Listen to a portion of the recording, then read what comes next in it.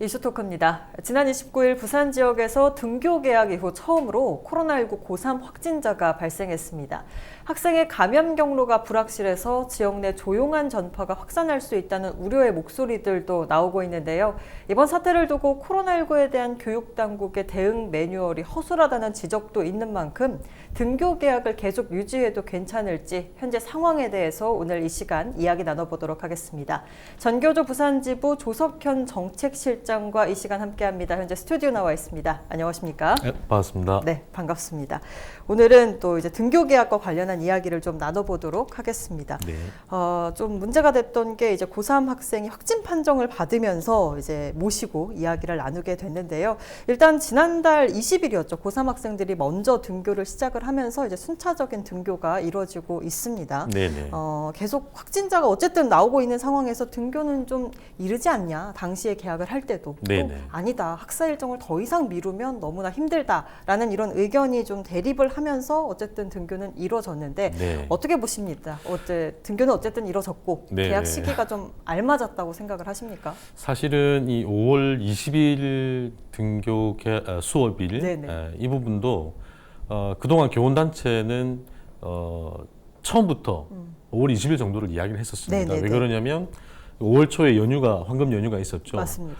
이 시기가 끝나고 최소한 2주 정도의 잠복기죠. 잠복기를 거쳐서 이상이 없다고 확인되었을 때 비로소 개학이 가능할 것이다. 그래서 처음부터 한 5월 20일 정도를 얘기를 했었었는데 사실 이제 교육부는 그보다 더 앞서서 개학을 하려고 했었죠. 그런데 다른 사건들이 이렇게 터지면서 결국은 이제 5월 20일 정도로 늦출 수밖에 없었는데 5월 20일을 확정 지으면서도 사실은 그 전에 결정을 할 때 이태원 사태라든지 일어나지 않았던 상황에서 20일을 이야기를 했던 거였는데 예. 이게 이제 수도권과 인천 등을 중심으로 확산되는 과정에서 다시 또 5월 20일을 개학일로 잡는 것이 그것도 저희들은 사실은 좀 많이 불안했습니다. 네, 학교 네, 현장은 네. 불안할 수밖에 없었거든요. 네. 그러니까 뭐 이태원 사건이나 연휴가 있기 이전부터 원래 당초 한 5월 20일 정도가 맞지 않느냐 했는데 네네. 연휴가 끼고 이태원 코로나 사태가 퍼지면서 그렇죠. 5월 20일도 사실은 좀 불안했었다라는 네네. 말씀을 해주셨습니다.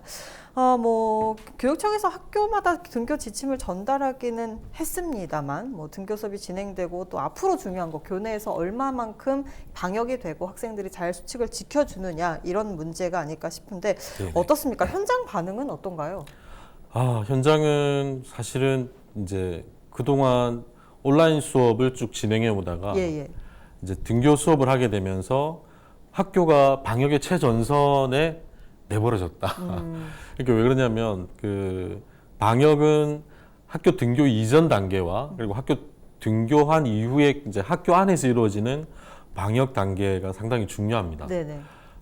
그러다 보니까 학교는 온라인 수업 때는 그래도 선생님들이 수업에 좀 더 집중을 할 수가 있었는데 이제는 수업에다가 방역에 대한 부담까지 안게 된 것이죠. 네, 그렇죠. 물론 또 거기다가 더 문제였던 것은 온라인 수업 단계 때도 그 긴급 돌봄 학생들을 돌봐야 되는 책임들이 학교에 있었습니다. 네네네. 근데 등교한다고 해서 이것이 또 해소되는 것이 아니고 그렇죠. 여전히 그 오후에 긴급 돌봄 대상 학생들을 돌봐야 하는 문제도 남아있기 때문에 학교는 이중 삼중고를 사실은 겪는 입장에 놓이게 된 것이죠. 그래서 선생님들의 사실은 볼멘 소리가 적지 않습니다. 그렇죠. 예. 학교 업무만으로도 사실 힘든데 네네. 그 외에 또 방역해야 되는 부분이 네. 보니까 손 소독도 시켜야 되고 열화상 카메라 지나가는 것도 체크를 해야 되고 맞습니다. 아이들이 간격을 잘 유지하는지도 체크를 해야 되고 하실 일이 정말 네네. 많으시더라고요. 뭐 관련해서 뭐 교육부에서는 나름대로 지원은 있긴 했는데 그 부분은 조금 이따가 네네네. 이야기를 좀 나누도록 하겠습니다.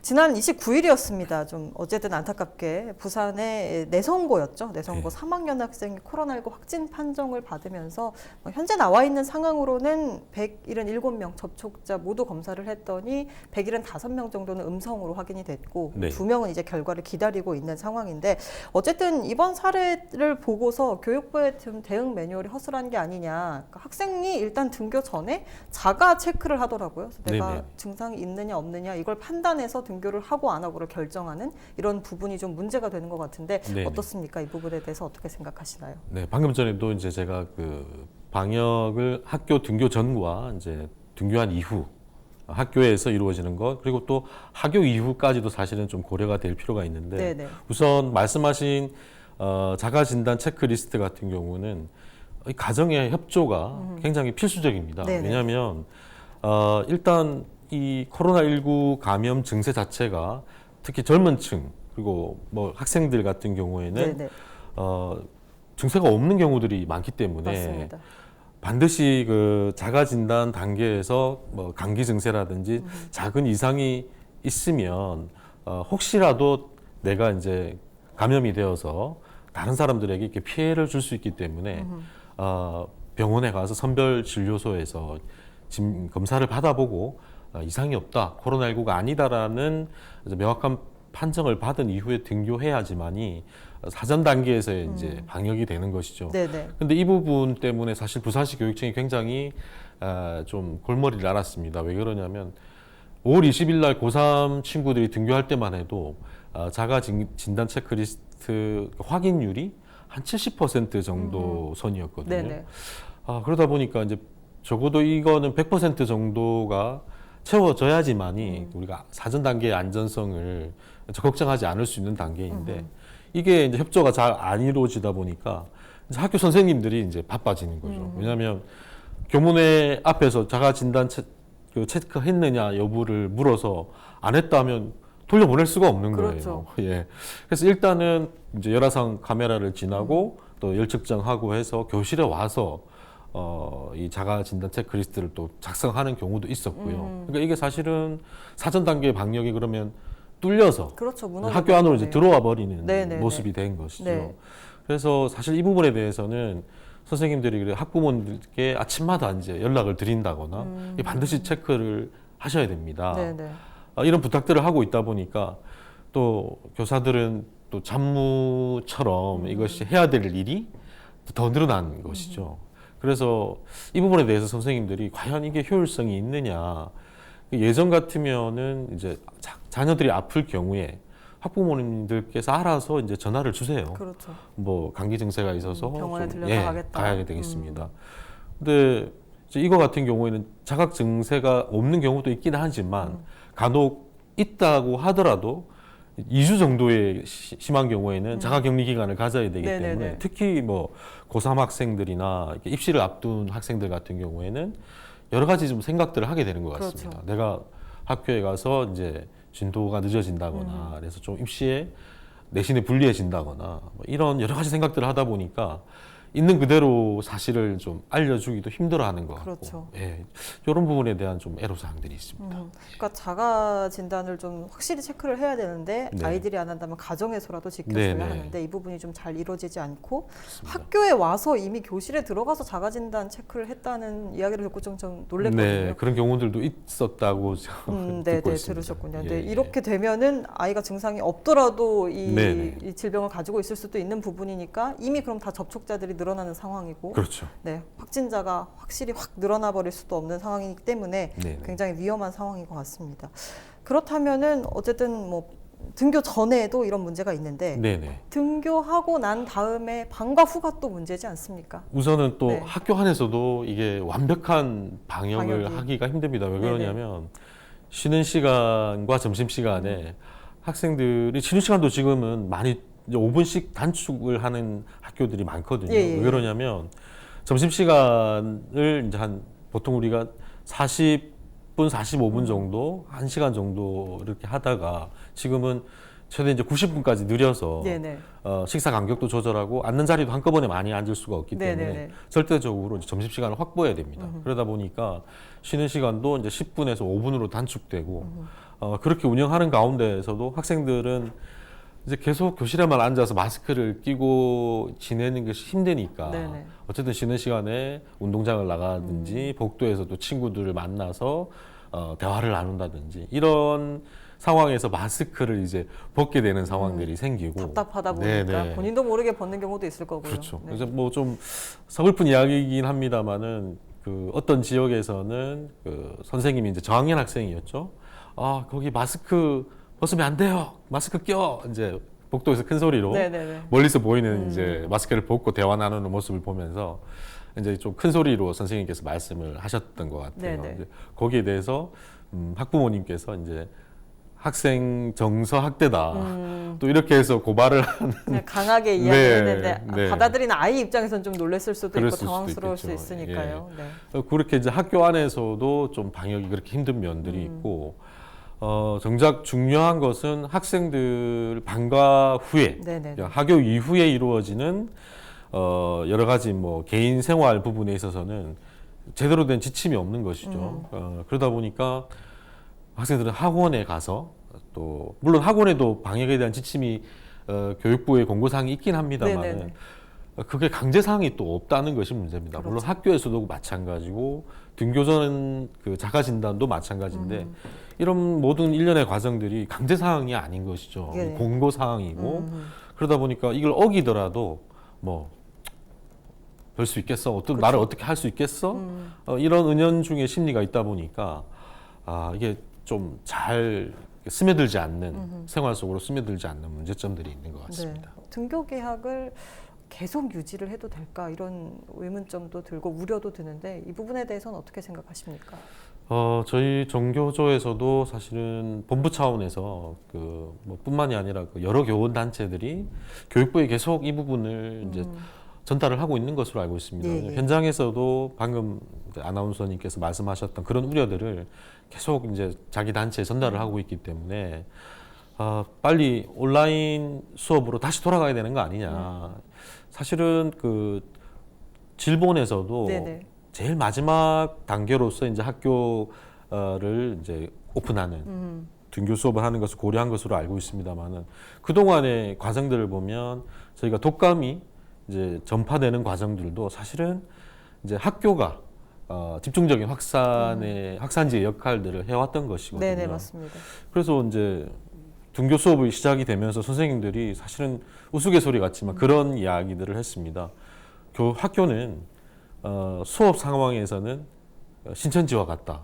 다닥다닥 이렇게 붙어 있었고 신천지가 초기 확산의 아주 맞습니다. 중심지 역할이었죠. 그런 예배 환경 때문에. 그런데 또 막상 학교는 쉬는 시간이 되면은 이태원 클럽이다. 통제되지 않는 가운데 그렇죠. 학생들이 막 왔다 갔다 하면서 그런 접촉을 이야기들을 하면서 도대체 우리가 아무리 방역을 위해서 이렇게 열심히 노력을 한들 무증상자들에 대한 부분들은 통제가 안 되는 그렇죠. 상황인데 이거 그냥 학교에만 이렇게 오픈하면서 맡겨서 이제 증세가 나타나면 그때 이제 온라인 수업으로 다시 전환을 한다든지 물론 이제 지금 학교 등교 수업을 이루어지면서 서울과 인천 등교에는 지금 온라인 수업으로 다시 전환한 학교들이 맞습니다. 아주 뭐 600~700개 정도 되는 맞습니다. 걸로 알고 있는데 이렇게 계속 이제 부분 대처식으로 계속 갈 것인가 이 부분에 대해서 지금까지 교육 당국이 해왔던 등교 수업을 늦추는 것이 사실은 이제 2주 이렇게 네네. 땜질식 맞습니다. 처방이었다는 이야기를 듣고 있는 상황이기 때문에 자칫 이 상황으로 가다가는 우리가 걷잡을 수 없는 단계로 학교가 진원지가 되어서 지역 전파가 이루어지는 것이 아닐까. 방금 이제 우리 내성 고등학교가 실제 이제 그런 형태로 어디서 감염이 되었는지 밝혀지지도 않고 그런 상황에서 정말 조심스럽게 네. 그 부분을 이야기 드리지 않을 수가 없습니다. 온라인 수업이 사실은 정착 단계였거든요.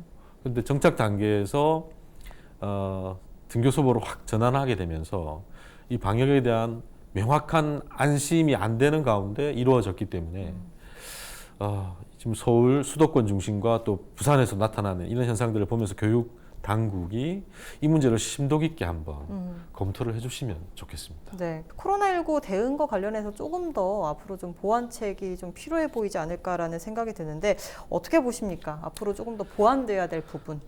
일단 뭐 교육계를 중심으로 두고 보면은 사실은 등교 수업을 교육 당국이 결정할 수밖에 없었던 이유들이 여러 가지가 있습니다. 예. 물론 그중에 제일 큰 것이 사실은 이제 맞벌이 가정이죠. 네네. 그러다 보니까 이 자녀에 대한 돌봄이 안 되는 것이고 그것을 이제 긴급 돌봄이라는 형태로 이제 교육 당국은 대응을 해왔습니다만은 역부족인 상황이고 거기에 이제 또 입시라고 하는 고3 수험생들의 당면한 현실 뭐 이런 것들이 여러 가지 작용한 것 같습니다. 그래서 사실은 그 당시에도 이제 고3은 우선 개학을 하고 나머지 학생들에 대해서는 온라인 수업 형태로 가자는 의견들이 좀 교육계 내부에서는 많았었고요. 네네네. 근데 이제 그것이 안 된 주된 원인이 맞벌이 가정 부분에 대한 것이었는데 이게 이제 사실은 학교만의 문제가 아닌 것이죠. 왜 그러냐면 이 부모님들의 직장에서 무급 휴가가 아니라 자녀 돌봄에 대한 유급 휴가를 보장할 수 있도록 정부 차원에서의 이제 그런 부분에 대한 지원들이 있다면 예. 굳이 부모님들께서 이제 생활 경제적인 보장이 된다면 많은 가정에서 직접 위험한 학교를 보내는 것이 아니라 가정에서 부모님들께서 자녀들을 돌보고 싶어 하실 것 같더라고요. 네네. 이게 실제 통계 수치에서도 나오는 현상이고요. 예. 전업주부의 가정에서는 온라인 수업을 더 선호하고 계셨거든요. 맞벌이 가정에서는 학교를 이제 보내는 것이 더 선호되는 상황이었고, 그래서 그 근본적인 원인이 학교에 있다기보다는 부모님들의 이제 직장 생활과 관련이 있다고 보기 때문에 그러니까 이런 본질적인 교육 외부의 영향들을 해소해주지 않으면 이 코로나19에 대한 학교의 좀 대응은 좀 역부족일 수밖에 없다. 그래서 안전하지 못한 학교를 안전하게 하기 위한 노력들도 해야 되지만 가정에서 뭐 직접 이제 돌봄의 문제가 학교가 아니더라도 가정에서 책임질 수 있는 형태가 될 수 있는 지원들이 이루어졌으면 좋겠고요. 그다음에 저 교육계 내부의 이야기로 좀 더 들어와서 말씀을 드리자면 네네. 우선은 선생님들은 그 방역 물품의 좀 부족을 많이 호소하세요. 마스크를 이제 그 학교에서 이제 기본적으로 지급해 주는 양이 있는데 하루 수업하고 나면은 이제 이게 뭐라고 할까요? 이제 5시간 정도 수업을 하고 나면 마스크를 더 이상 다음 날에 이제 낄 수가 없는 거죠. 예. 네네. 그리고 뭐 심한 경우에는 뭐 오전 오후를 좀 이렇게 갈아서 나도 쓰고 싶다. 왜냐하면 이 마스크가 어쨌든 비말에 이렇게 여러 시간 노출되다 보면은 이제 습기를 머금게 그렇죠. 되고 이런 것들이 결국은 방역 기능을 떨어뜨리는 이 원인이 되기 때문에 오전에 한 장, 오후에 한 장, 최소 하루에 하여튼 한두 장 정도의 마스크를 교사들에게 지급을 해줘서 스스로를 좀 보호할 수 있도록 교사도 안심하고 활동할 수 있도록 해달라 이런 요구들도 있고요. 충분한 양의 방역 물품이 좀 필요하다. 네, 그렇습니다. 네. 그리고 가장 문제인 것은 또 정규 수업 이후에 이루어지는 이제 방과 후 수업이라든가 돌봄 이 문제에 대해서도 이제 기본적으로 그 전담하는 우리 그 공무직 분들이 계십니다. 네네네. 근데 시간적으로 이렇게 좀 충분치 않다 보니까 또 교사들이 정규 수업 이후에 보조 역할로서 좀 투입될 수밖에 없는 이런 문제들이 있거든요. 그래서 선생님들이 좀 많이 지쳐하십니다. 그래서 인력이라고 할까 장기적인 물론 대책일 텐데요. 왜냐하면 이런 사태가 이제 올해만 끝나는 것이 아니고 또 내년에도 또 그 후년에도 어떻게 될지 알 수가 없기 때문에 장기적인 대책으로서 교사가 좀 더 학교에서는 본연의 교육 활동에 집중할 수 있게끔 해주는 여러 가지 지원책들이 필요하다. 일선 학교에서는 지금 인력이 지원되면은 오후에 주로 이제 이분들을 그 방역 활동에 투입을 하고 오전 시간에는 이제 선생님들이 이 방역을 이제 맡는 경우들이 많더라고요. 그래서 여전히 학교 교사들이 뭐라고 할까요? 본연의 역할보다는 방역을 조금 더 그렇게 좀 신경을 더 써야 되는 상황이 되고 있기 때문에 방역도 제대로 안 되고 교육도 제대로 안 되고 이것을 현명하게 해결하는 것이 좀 코로나19에 대처하기 위한 가장 지금 필요한 고민이지 않을까 그런 생각을 해봅니다. 네, 알겠습니다. 오늘 네. 말씀은 여기까지만 듣겠습니다. 네. 부산 등교 개학이고 고3 코로나19 확진자가 발생하면서 많은 걱정과 우려의 목소리가 나오고 있는 상황인데요. 뭐 학교 내 방역도 물론 중요하겠지만요. 교육 당국의 좀 과감한 결단도 필요하겠고요. 뭐 실질적인 대책도 필요해 보입니다. 또 무엇보다 학생들 스스로 개인 위생 수칙을 계속해서 잘 지켜나가는 것도 반드시 필요해 보입니다. 이슈토크 오늘은 여기서 마칩니다. 고맙습니다.